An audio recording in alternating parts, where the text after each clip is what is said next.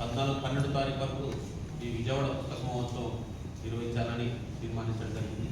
అందులో భాగంగా ఈరోజు ఈ పత్రికా విలేకరుల సమావేశాన్ని ఏర్పాటు చేయడం జరిగింది. యాక్చువల్గా ఈ పుస్తక మహోత్సవానికి ప్రారంభంగా అంటే ముందుగా ప్రాంగణానికి సంబంధించి పిడికిటి రామకోటేశ్వరరావు గారి పేరు, ఆయన పబ్లిషరు. ఈ సంవత్సరం అతను మరణించడం జరిగింది.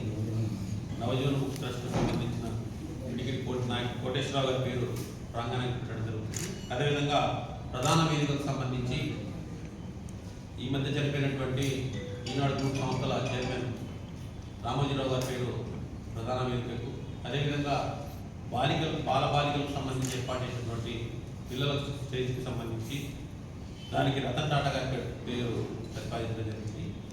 అదేవిధంగా 2 తేదీ సాయంత్రం 5 గంటలకు ఈ యొక్క పుస్తక ప్రదర్శన స్టార్ట్ అవుతుంది.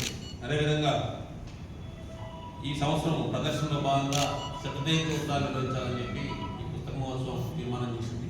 వాటిలో భాగంగా ఆరుద్ర, దాసరి కృష్ణమాచార్యులు, నాజర్,